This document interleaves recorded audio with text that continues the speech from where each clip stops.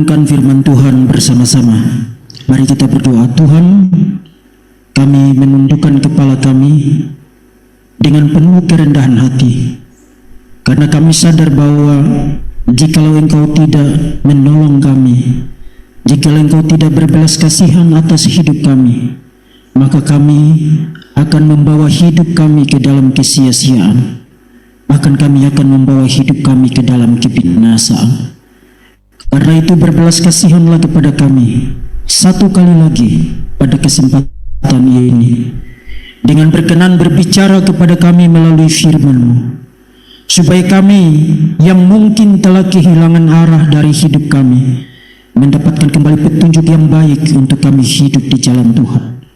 Kami yang mungkin saja mulai meragukan iman kami kepada Engkau mendapatkan kekuatan lagi ya Tuhan dari firman-Mu, supaya kami tetap berdiri teguh dan kokoh atas dasar kebenaran firman-Mu.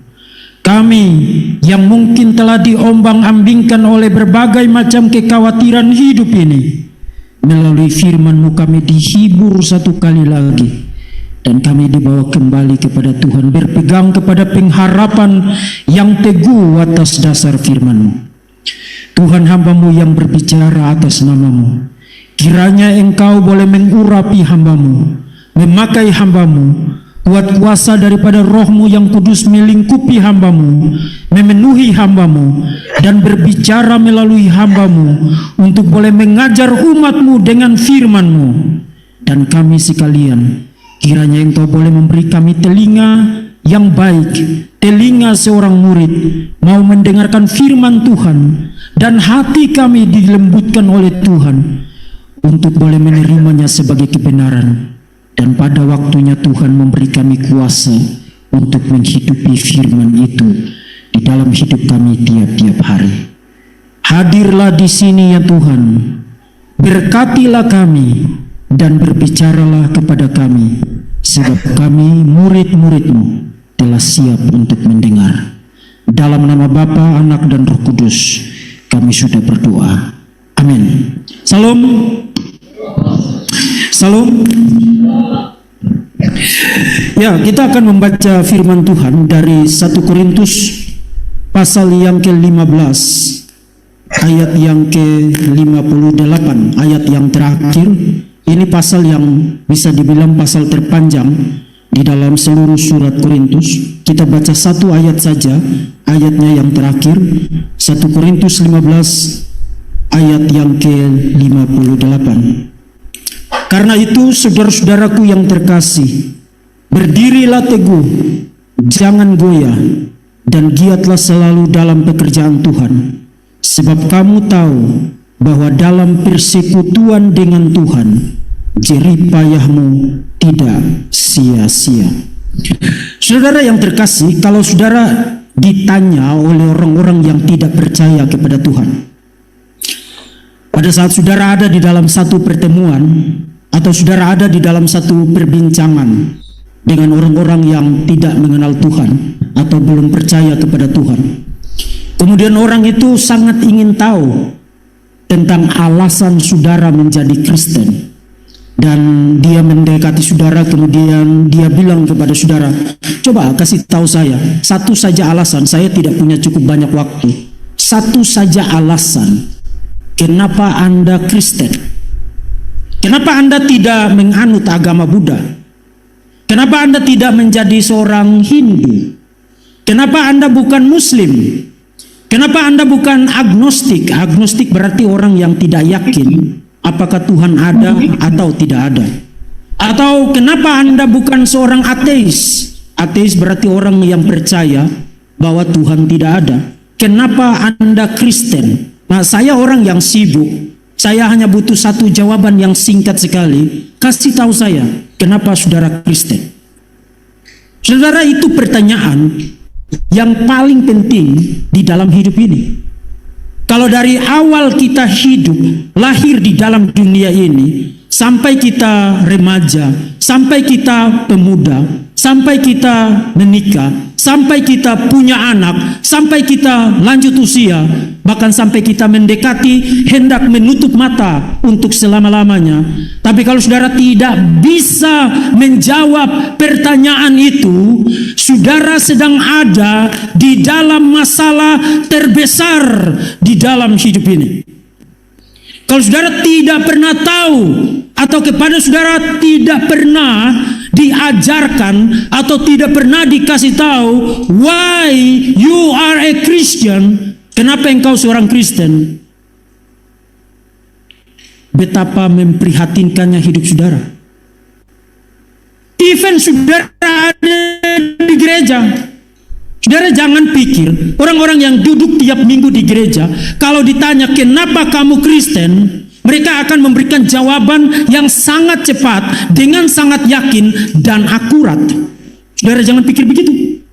Karena hari ini saudara-saudara, gereja telah melancong kemana-mana, kata orang Kupang itu, daerah saya, telah pesiar kemana-mana, telah berkeliling kemana-mana, bicara banyak hal sekali dari atas mimbar, tapi tidak mengambil waktu mengajari jemaat tentang kenapa kamu jadi Kristen. Dan bukan hanya kenapa kamu jadi Kristen, tapi kenapa kamu harus menjadi Kristen. Kalau saudara tidak tahu jawaban dari pertanyaan-pertanyaan lain di dalam hidup ini, bagi saya itu tidak apa-apa. Kalau saudara tidak bisa mengerjakan pekerjaan atau soalan matematika yang sulit dan rumit, bagi saya it's okay. Kalau saudara tidak bisa bikin mesin pesawat, bagi saya itu tidak apa-apa. Kalau saudara tidak bisa menyelesaikan hal-hal yang kompleks dan rumit di dalam hidup saudara, bagi saya mungkin itu tugas orang lain.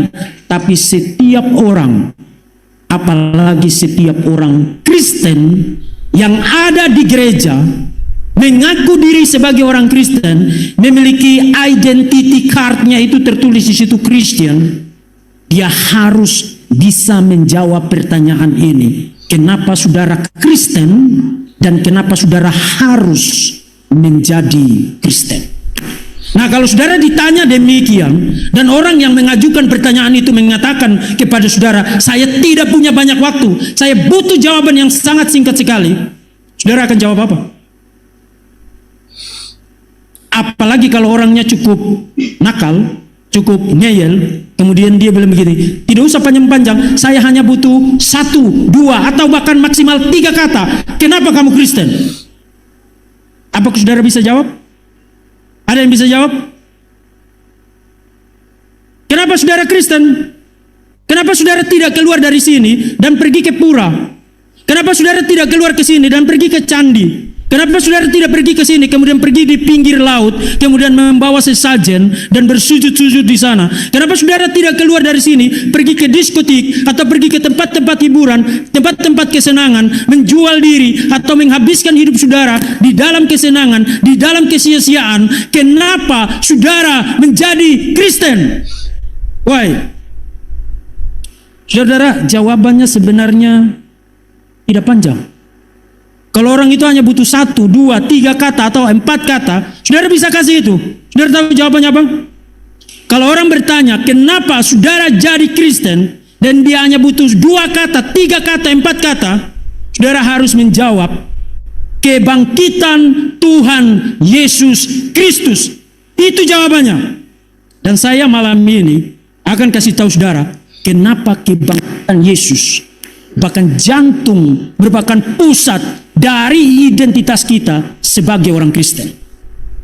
Nah, saudara-saudara yang terkasih, kalau kita membaca surat Korintus pasal yang ke-15 ini surat yang sangat menarik ya. Banyak sekali persoalan, banyak sekali problem. Ada orang yang nakal sekali di gereja, kerjaannya itu hanya mencari masalah, sombong, menimbulkan pertengkaran, menimbulkan perpecahan. Bahkan ada perselisihan tentang boleh tidak kita makan makanan yang sudah dipersembahkan kepada berhala. Kemudian terjadi perkelahian tentang perjamuan malam. Banyak sekali problem yang terjadi di dalam jemaat Korintus pada saat Rasul Paulus menulis surat ini. Tapi saudara-saudara, di dalam surat kepada jemaat yang sangat nakal ini, Rasul Paulus mengalokasikan satu pasal yang bisa dikatakan salah satu pasal terpanjang. Mungkin bukan yang paling panjang, tapi salah satu di antara pasal-pasal terpanjang di dalam seluruh perjanjian baru. Dan dia bicara tentang kebangkitan Tuhan Yesus Kristus. Dan karena itu kita perlu lihat apa yang dipikirkan Paulus, sehingga dia mengalokasikan banyak kata-kata di dalam satu pasal yang sangat panjang sekali. Ada 58 ayat tadi yang kita baca ayatnya yang terakhir tadi. Kenapa dan apa yang ada di dalam pikiran Rasul Paulus sehingga dia memilih untuk banyak bicara tentang kebangkitan Tuhan Yesus Kristus. Nah, saudara, sebelum kita ke situ, kita perlu tahu dulu tentang apa pandangan orang-orang mengenai kebangkitan pada masa itu. Kalau saudara bicara kepada seorang Yunani yang dipengaruhi oleh filsafat Plato, dia tidak akan percaya tentang kebangkitan tubuh. Kenapa? Karena di dalam kategori filsafat Plato, seluruh realitas itu dipandang dalam bentuk dualisme. Dan dualisme yang dimaksud adalah yang materi ini, yang fisikal ini adalah sesuatu yang jahat, sesuatu yang disgusting, yang menjijikan. Yang baik, yang good, itu adalah sesuatu yang sifatnya spiritual, yang sifatnya non materi. Itu sebabnya lebih penting itu adalah hal-hal yang ada di dunia ide ketimbang hal-hal yang ada di dalam dunia ini yang terkategori sebagai dunia material. Nah, kalau you percaya filsafat Plato, maka you pasti tidak suka, bukan hanya tidak percaya kebangkitan, tapi you tidak suka ide tentang kebangkitan tubuh. Karena bagi seorang Yunani yang percaya filsafat Plato, membayangkan bahwa jiwa yang adalah spiritual, non material itu, membayangkan bahwa jiwa itu kembali kepada tubuh yang material, itu bagi dia sesuatu yang tidak terpikirkan, dan bahkan itu sesuatu yang sangat menjijikan. Nah, itu seorang yang percaya filsafat Plato. Di dalam filsafat Yunani ada juga orang-orang seperti Epikuros. In fact, di dalam surat 1 Korintus, sebenarnya Paulus, salah satu filsuf yang pemikirannya dilawan oleh Paulus adalah Epikuros. Epikuros bilang tidak ada kehidupan setelah kematian. Jadi kita bisa katakan bapak ateisme adalah Epikuros. Jauh sebelum orang-orang ateis yang sekarang, yang petantang-petenteng di dunia internet, siang malam membombardir kekristenan dengan berbagai macam omong kosong di internet tentang ateisme itu. Jauh sebelum mereka lahir, bahkan sebelum ada orang yang memimpikan eksistensi mereka, sudah ada seorang filsuf Yunani yang dilawan oleh Rasul Paulus, namanya Epikuros. Epikuros bilang tidak ada kebangkitan tubuh, tidak ada kebangkitan tubuh karena memang tidak ada kehidupan setelah kematian. Kehidupan saudara itu selesai persis bersamaan dengan tarikan napas terakhir saudara. Begitu saudara selesai menarik napas terakhir saudara, kemudian saudara game over, that's it. Tidak ada lagi kebangkitan, tidak ada lagi kehidupan setelah kematian. Maka Epikuros bilang apa? Mari kita makan dan minum, sebab besok kita mati. Dan in fact Paulus bilang begitu. Kalau Kristus tidak dibangkitkan, mari kita makan dan minum, karena besok kita mati. Artinya kalau Kristus tidak dibangkitkan, Epikuros benar, mari kita makan dan minum, mari kita bersenang-senang, mari kita lakukan apa saja. Karena kalau besok kita mati, tidak akan ada apa-apa lagi. Nah, itu di kalangan orang-orang Yunani. Dan orang-orang semacam itu dihadapi oleh Paulus di dalam surat ini. Bukan hanya itu, di kalangan orang-orang Yahudi pada abad yang pertama ada orang-orang seperti kelompok Saduki. Nah, saudara-saudara, ada kesalahpahaman yang sangat besar di dalam kesarjanaan perjanjian baru terkait dengan kelompok Saduki. Dulu kalau saudara belajar teologi di bawah tahun 90-an atau di awal tahun 2000-an, profesor saudara atau dosen perjanjian baru saudara akan kasih tahu saudara bahwa orang-orang Saduki itu hanya percaya 5 kitab Musa. In fact itu ada di dalam buku-buku pengantar perjanjian baru yang ditulis di bawah tahun 90-an atau di awal tahun 2000-an. Jadi mereka menolak kitab-kitab perjanjian lama yang lain, kitab-kitab sejarah, kitab-kitab puisi, kitab para nabi, itu ditolak. Yang mereka terima hanya 5 kitab Musa. Hari ini saudara-saudara, itu sudah dibuktikan salah. Orang-orang Saduki percaya seluruh perjanjian lama. Yang mereka tidak suka adalah bagian-bagian tertentu yang tidak cocok dengan apa yang mereka yakini. Misalnya tentang kebangkitan. Mereka tidak suka bicara tentang kebangkitan. Bahkan mereka mendefinisikan ulang kebangkitan itu seperti kalau saudara mau bicara kebangkitan, itu berarti kalau saudara punya anak, kemudian saudara mati, lalu anak saudara itu meneruskan keturunan saudara, nah itulah kebangkitan.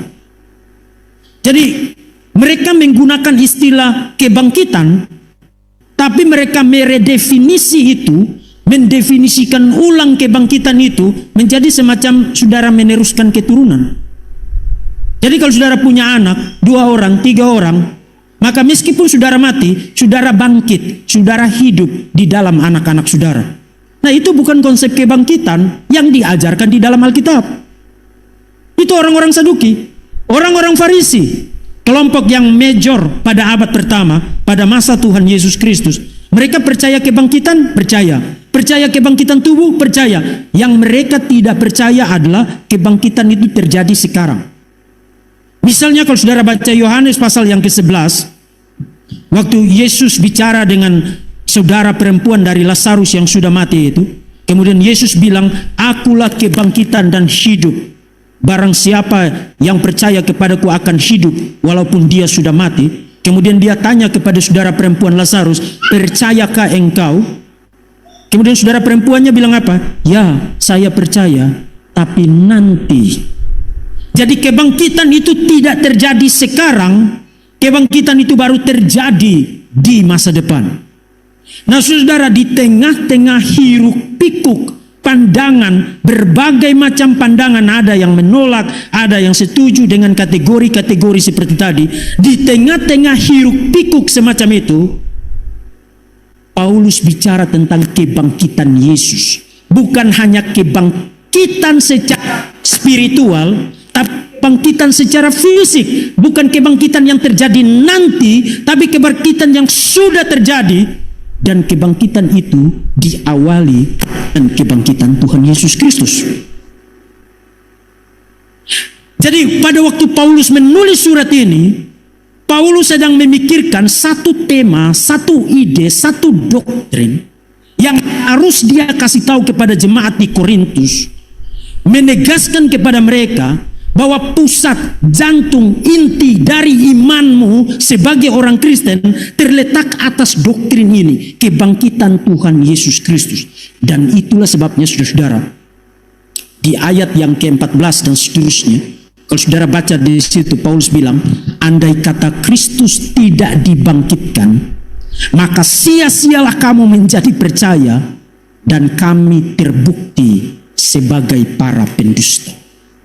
Jadi seluruh validitas, kebenaran, klaim-klaim kekristenan menurut Rasul Paulus dibuktikan melalui kebangkitan Tuhan Yesus Kristus.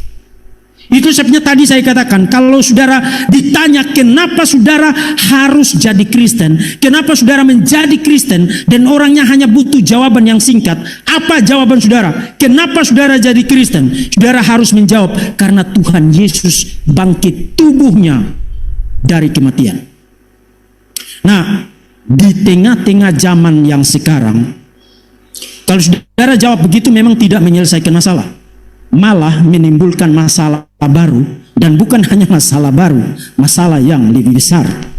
Karena saudara-saudara, saya di dalam perjalanan kemarin dari Batam naik ferry, kemudian saya punya kebiasaan di handphone saya ini, saya copy banyak sekali buku-buku digital, e-books.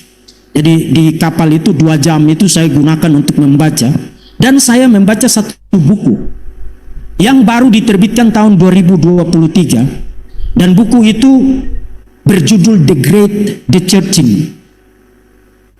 The Great Dechurching. Ditulis oleh Tim Davis dan Michael Graham. Itu buku baru terbit tahun 2023 oleh Zondervan. Zondervan itu salah satu penerbit yang sangat bagus di Amerika, dan in fact itu penerbit yang sangat evangelikal, ya, sangat injili, sangat konservatif di Amerika. 2023 menerbitkan buku itu berisi studi tentang kondisi kekristenan di Amerika sampai tahun 2023. Dan waktu saya baca buku itu rambut saya itu seperti mau berdiri, ya. Karena begitu saya buka halaman-halaman pertama, dia langsung bilang begini: sampai pada tahun 2023, lebih dari 40 juta orang Amerika tidak lagi pergi ke gereja. Dan dari 40 juta orang Kristen yang tidak lagi pergi ke gereja itu, mayoritas diantaranya adalah anak-anak muda. Saudara tahu kenapa? Saudara tahu kenapa? Salah satu alasannya adalah karena mereka tidak lagi percaya bahwa mujizat bisa terjadi. Kalau you tidak percaya mujizat bisa terjadi, maka you pasti tidak akan percaya kebangkitan Yesus terjadi. Karena kalau you bicara tentang kebangkitan Yesus, you harus bicara itu dalam kategori miracle, dalam kategori mujizat. Jadi kalau you tidak percaya bahwa kebangkitan itu, mujizat itu bisa terjadi, maka tentu tidak ada kebangkitan Yesus. Dan kalau tidak ada kebangkitan Yesus, maka tidak ada pengharapan untuk kebangkitan kita. Kalau tidak ada pengharapan untuk kebangkitan kita, maka Paulus bilang, sia-sialah kamu menjadi percaya, dan kami ternyata terbukti adalah para pendusta. 40 juta orang Kristen yang tadinya pergi ke gereja, hari ini sampai tahun 2023 dibuktikan melalui publikasi akademik yang tadi saya sebutkan, tidak lagi pergi ke gereja karena mereka tidak mampu lagi, tidak bisa lagi percaya bahwa ada mujizat. Dan saudara tahu apa yang mereka lakukan? 40 juta orang Kristen yang tidak lagi pergi ke gereja itu, kemudian mereka mencari alternatif. Mencari alternatif dengan pindah, bukan pergi kepada ateisme, tapi pindah ke dalam satu kelompok gereja yang hari ini menamakan dirinya Kristen Progresif. Apakah itu terdengar familiar di Malaysia? Belum? Puji Tuhan, ya. Tapi saya yakin akan segera ke Malaysia. Karena ini gerakan yang sangat masif sekali. Kami di Indonesia itu sudah sangat ribut sekali tentang Kristen Progresif itu. Dan apa yang dipercayai Kristen Progresif ini? Oh, kamu tidak perlu percaya ada mujizat. Kamu ateis pun kamu bisa duduk di situ, karena saya tidak akan khotbah tentang Tuhan. Kamu agnostik pun kamu bisa jadi member saya, karena saya tidak akan khotbah tentang dosa. Kamu tidak percaya bahwa Tuhan ada pun kamu bisa duduk di situ dan ikuti Sunday service saya, karena saya tidak akan berkhotbah tentang neraka. Kamu gay, kamu bisa duduk di situ dan saya tidak akan tegur dosa kamu. Kamu lesbi, kamu bisa duduk di situ, saya tidak akan tegur dosa kamu. Kamu apapun latar belakangmu, kamu duduk di situ. Yang penting kamu join dengan gereja kami. Itu yang disebut dengan Kristen Progresif. In fact, ada seorang tokoh yang sangat terkenal dalam gerakan Kristen Progresif itu, namanya Brian McLaren, mengatakan kebangkitan Yesus itu non-esensial. Saudara tahu apa artinya non-esensial? Tidak penting. Kalau you mau percaya, percaya. Kalau you tidak percaya juga tidak apa-apa. Yang penting you tetap Kristen. Saudara, Paulus tidak setuju. Paulus bilang kamu tidak Kristen kalau kamu tidak percaya kebangkitan Yesus. Kamu Kristen kalau kamu percaya kebangkitan Yesus. Dan gerakan begitu sangat-sangat diminati oleh anak-anak muda di Amerika yang tidak mau diatur oleh gereja, yang tidak mau tunduk kepada otoritas orang tua, yang menolak otoritas apapun, yang hanya mau hidup otonom, yang mengejar kebebasan tanpa batas. Dan mereka bilang kami tidak mau diatur oleh gereja, tidak mau diatur oleh doktrin, tidak mau diatur oleh otoritas apapun. Kami mau hidup seperti yang kami inginkan. Dan gereja Kristen Progresif memberi apa yang mereka inginkan. tidak berkhotbah tentang Tuhan, tidak berkhotbah tentang kematian Yesus melalui penyaliban sebagai korban pengganti, tidak berkhotbah tentang kebangkitan, tidak berkhotbah tentang penghakiman, tidak berkhotbah tentang Allah Tritunggal, tidak berkhotbah tentang dosa. Apapun yang offense orang, gereja itu tidak mau berkhotbah dan jemaat mereka banyak. Saudara yang terkasih, di tengah-tengah fenomena semacam itu, tantangan zaman semacam ini, kita dipanggil untuk kembali kepada dasar iman Kristen. Kenapa kita jadi Kristen? Dan karena itu saudara, saya ingin ajak saudara mempertimbangkan kenapa kebangkitan Yesus itu adalah sesuatu yang sangat-sangat sentral sekali untuk kita pertahankan. In fact, kita bisa sebut itu sebagai dasar kenapa kita menjadi Kristen. Pertama, kebangkitan Yesus membuktikan bahwa klaim-klaim kekristenan adalah klaim-klaim yang benar. Saudara ingat sepanjang hidupnya Yesus banyak bicara tentang Tuhan, bukan? Dia bicara tentang Bapa, dia bicara tentang Roh Kudus. Kemudian bukan hanya dia bicara tentang Tuhan, tapi dia juga bicara tentang bagaimana saudara harus hidup. Misalnya kalau saudara baca khotbah di bukit, itu berisi petunjuk-petunjuk hidup bagi orang-orang yang ada di dalam kerajaan Allah. Dan bukan hanya itu, tapi sepanjang hidupnya berkali-kali Yesus mengatakan, saya akan pergi ke Yerusalem, kemudian akan ditangkap, kemudian akan diadili, kemudian akan dianiaya, kemudian akan disalibkan, kemudian akan mati melalui penyaliban, dan bangkit pada hari yang ketiga. Nah, poinnya itu begini. Kalau Yesus tidak dibangkitkan, maka Yesus terbukti sebagai nabi palsu. Karena semua yang dia ajarkan ternyata terbukti tidak benar. Kalau Yesus tidak dibangkitkan, maka Tuhan memang tidak ada. Karena Yesus bicara tentang Tuhan, tapi ternyata Tuhan tidak membangkitkan dia dan terbukti dia berdusta. Kalau Yesus tidak dibangkitkan, maka dia terbukti adalah nabi palsu karena dia berkata bahwa dia akan mati dan bangkit pada hari yang ketiga, tapi ternyata dia tetap ada di dalam kubur.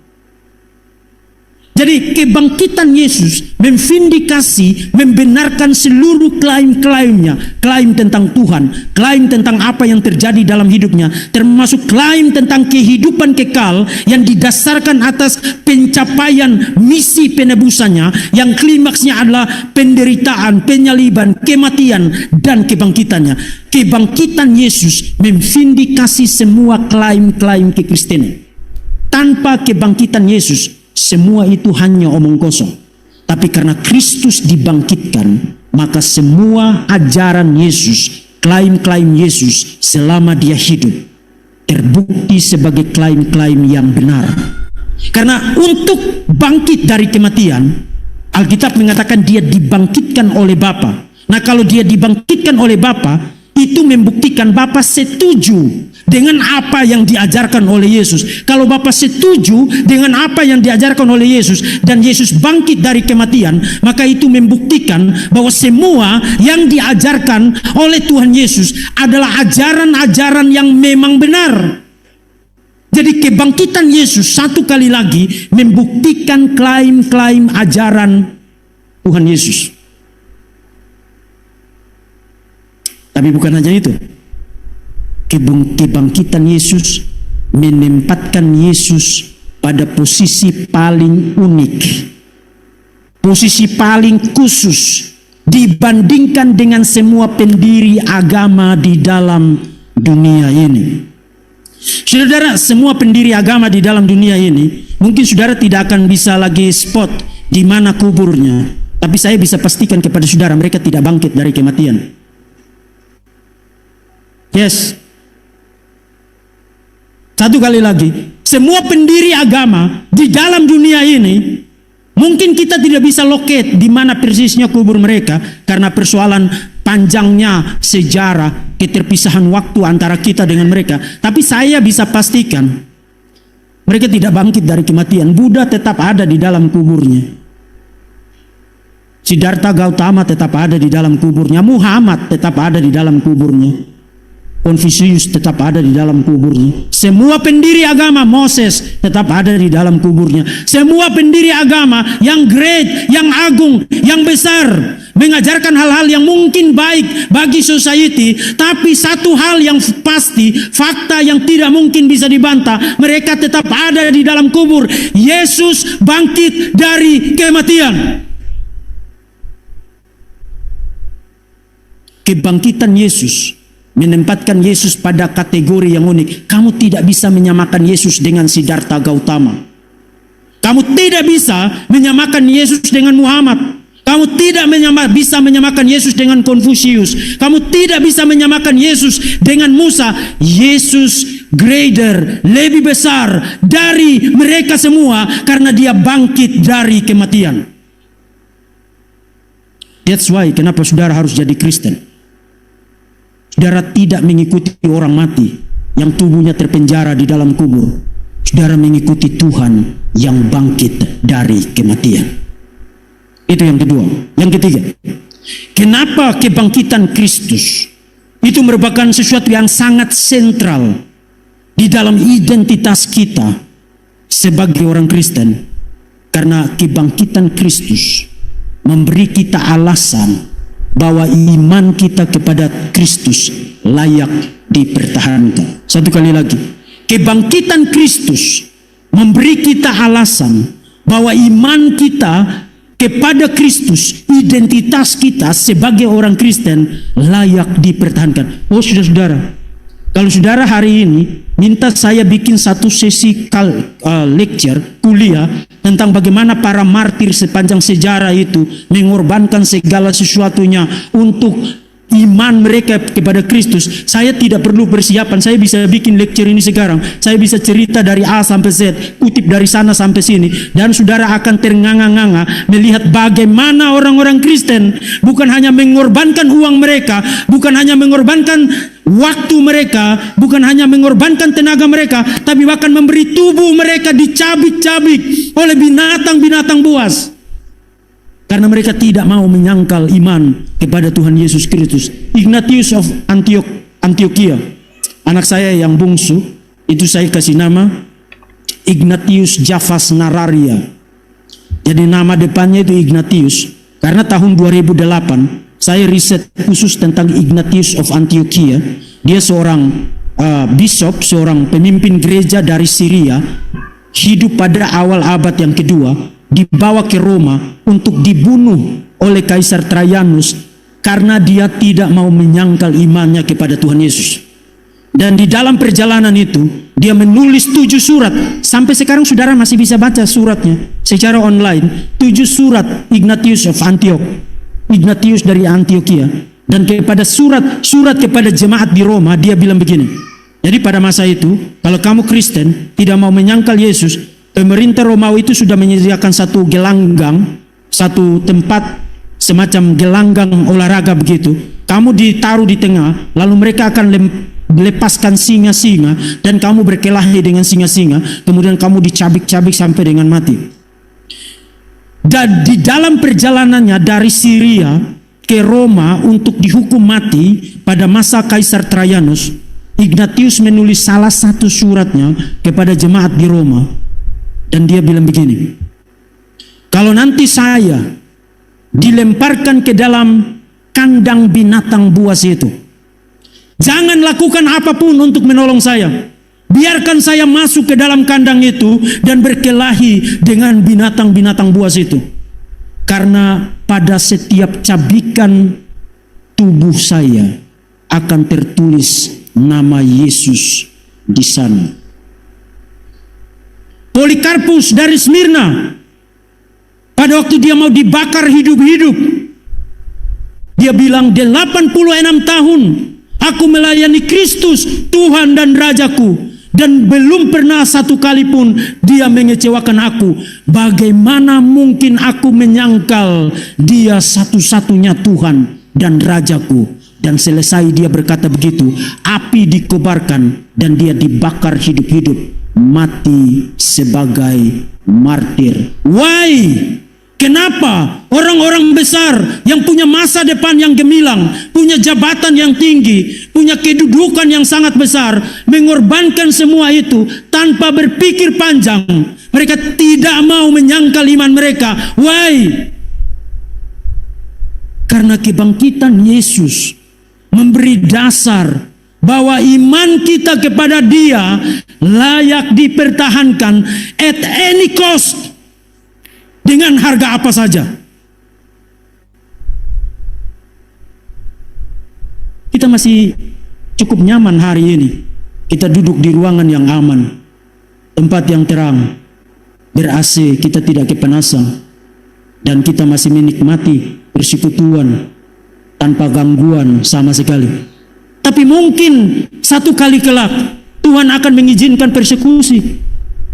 Mungkin satu kali kelak akan ada pedang ditaruh di lehermu, kemudian akan ditanyai, kamu tetap menjadi Kristen atau menyangkal Tuhan Yesus? Hai anak-anak muda, kalau engkau ada di situasi itu, apakah jawabanmu? Apakah jawabanmu? Apakah engkau akan bernyanyi, mengikut Yesus keputusanku, mengikut Yesus keputusanku, mengikut Yesus keputusanku, ku tak ingkar, ku tak ingkar. Apakah engkau akan tetap bersenandung demikian? Atau sebelum orang tiba di hadapanmu, engkau sudah buru-buru berkata seperti Petrus, aku tidak pernah mengenal Dia? Dengarkan baik-baik. Kalau hari ini Tuhan masih mengizinkan kekristenan di Malaysia menikmati kenyamanan, kedamaian, beribadah dengan baik, itu harus menjadi kesempatan untuk memperkuat, memperteguh dasar iman kita, supaya kita tetap berdiri teguh sesuai tema kita di atas dasar yang solid. Sehingga pada satu waktu, kalau ada badai diizinkan oleh Tuhan, kalau ada sengsara diizinkan oleh Tuhan, kalau ada penganiayaan diizinkan oleh Tuhan, engkau akan tetap bernyanyi, ku tak ingkar, ku tak ingkar. Why?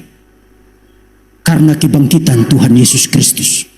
Kebangkitan Tuhan Yesus Kristus memberi nilai yang tidak terbandingkan, tidak dapat dibandingkan dengan apapun juga di dalam dunia ini. Itu yang ketiga. Yang keempat dan yang terakhir, kenapa kebangkitan Yesus merupakan sentral, fondasi paling sentral dari identitas kita sebagai orang Kristen? Karena kebangkitan Yesus memberikan dasar yang kokoh untuk kita menyerahkan hidup kita, melayani Dia dengan sungguh-sungguh. In fact, itulah penutup argumen Paulus di dalam pasal yang ke-15 tadi. Karena itu, saudara-saudara yang terkasih, berdirilah teguh, jangan goyah, giatlah selalu dalam pekerjaan Tuhan. Sebab kamu tahu bahwa dalam persekutuan dengan Tuhan, bukan Tuhan yang mati, dalam persekutuan dengan Tuhan yang bangkit itu, jerih payahmu tidak sia-sia. Saudara, hati saya bersuka cita melihat banyak anak muda di sini bersemangat ambil bagian di dalam pekerjaan Tuhan. Ada yang bermain musik, ada yang bermain tamburin, memimpin puji-pujian, menjadi singers, mengatur kursi. Apapun yang saudara lakukan untuk Tuhan, dengarkan baik-baik anak muda. Jerih payahmu di dalam Tuhan tidak sia-sia. Kalau kamu melakukan sesuatu di luar sana, kemudian orang memberi engkau pujian, memberi engkau apresiasi, memuji engkau, memberi engkau tepuk tangan, itu tidak sebanding dengan reward, dengan penghargaan dari Tuhan ketika engkau melayani Dia. Hari ini engkau tidak rugi membuang 3 hari, 4 hari ada di tempat ini sibuk mengurus ini dan itu, mempersiapkan acara ini, mendengarkan pengajaran-pengajaran yang baik, ketimbang saudara ada di warnet, saudara main game, atau pergi jalan-jalan ke mall, atau duduk bersenandung, bersenda gurau dengan teman-teman saudara. Saudara, jerih payahmu di dalam Tuhan tidak sia-sia. Bahkan saya rindu ada di antara saudara yang ketika mendengarkan firman ini, Roh Kudus menggerakkan hati saudara, memanggil saudara, saya mau jadi hamba Tuhan, menyerahkan hidup saya seluruhnya untuk melayani Dia, seperti Pak Pendeta Ishak, seperti Pak Pendeta Lawa Saleh, seperti para hamba Tuhan yang lain. Saya mau jadi hamba Tuhan karena Yesus bangkit dari kematian. 5 tahun lagi, 10 tahun lagi, mungkin akan ada dari antara kalian, baik yang laki-laki, yang perempuan, yang akan ada di atas mimbar. Dan mungkin kami sudah menjadi tua, telinga kami mungkin sudah tuli, pandangan kami mungkin sudah rabun, tapi sayup-sayup kami mendengar kamu berkhotbah dari mimbar, memanggil orang-orang kepada pertobatan. Kembali kepada Tuhan, bertobat dari dosa-dosamu, kembalikan hidupmu kepada Tuhan, berkomitmen kepada Tuhan. Itu yang kamu serukan.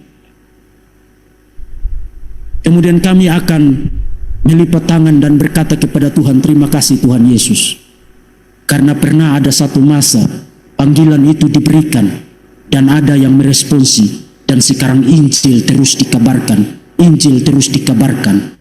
Karena apa? Karena Tuhan Yesus bangkit dari kematian. Kita tidak mengikuti orang mati, kita mengikuti Tuhan yang bangkit dari kematian. Amin.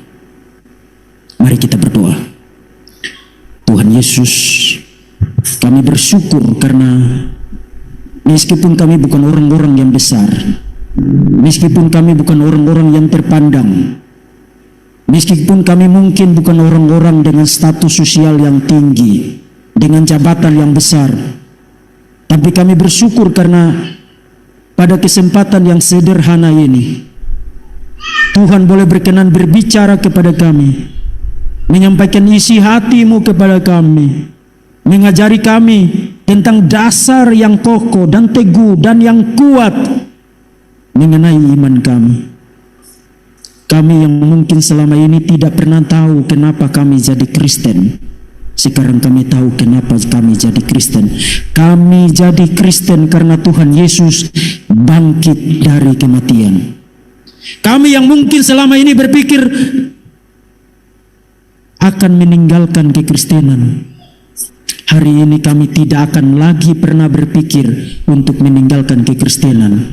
Kami harus tetap menjadi Kristen, karena satu-satunya pribadi yang pernah berkata, aku akan mati tapi akan bangkit pada hari yang ketiga, dan benar-benar bangkit dari kematian, satu-satunya pribadi itu adalah Tuhan Yesus Kristus. Tuhan, terima kasih karena kami tidak meletakkan iman kami di atas pasir yang goyah dan membinasakan. Kami meletakkan iman kami di atas dasar batu karang yang kokoh, kebangkitan Tuhan Yesus Kristus. Kami bersyukur ya Tuhan, karena meskipun kami bukanlah orang-orang yang dianggap penting di dalam dunia ini, tapi Engkau telah mati bagi kami, menebus kami dari dosa dan maut, dan mengklaim kemenangan atas kematian dengan bangkit secara gilang gemilang pada hari yang ketiga. Dan karena Engkau bangkit, kami memiliki dasar untuk percaya, memiliki dasar untuk pengharapan akan kehidupan yang kekal. Tuhan, hamba-Mu berdoa bagi anak-anak muda ini, berkatilah mereka ya Tuhan, jaga iman mereka ya Tuhan, pelihara iman mereka ya Tuhan. Jangan biarkan mereka terkontaminasi dengan racun dunia ini, dengan filsafat menyesatkan dari zaman ini, dengan tipu muslihat iblis, dengan gangguan atau godaan apapun. Tuhan, jaga hati mereka, jaga iman mereka, dan terus menerus Tuhan memperkuat pengharapan mereka di dalam Engkau. Dan hambamu juga berdoa, kiranya dari antara mereka akan ada anak-anak muda ini, baik laki-laki maupun perempuan, yang menyerahkan dirinya kepada Tuhan dengan berlinang air mata. Tuhan, pakai hidupku, aku mau menjadi hambamu. Kalau ada anak-anak itu sekarang ada di sini, materaikan mereka dengan Roh-Mu yang kudus. Dan pada waktunya Tuhan pakai mereka menggoncang dunia ini dengan Injil Tuhan Yesus Kristus, Injil kebangkitan Tuhan Yesus Kristus. Dan hamba-Mu juga berdoa untuk para pendeta, para evangelis, para penatua di gereja ini, baik pada tingkat lokal sampai kepada tingkat sinode. Tuhan, gereja ini, Tuhan pakai gereja ini untuk membentuk umat Tuhan menjadi umat yang mengenal firman Tuhan, menjadi umat yang takut akan Tuhan, dan menjadi umat yang bermisi dengan tiada jemu-jemu, bersemangat memberitakan Injil, bersemangat untuk memberitakan firman Tuhan. Kami berdoa ya Tuhan, supaya kemuliaan Allah Tritunggal menjadi semakin nyata di dalam gereja ini. Kita akhiri doa ini dengan menyanyikan lagu Mengikut Yesus Keputusanku.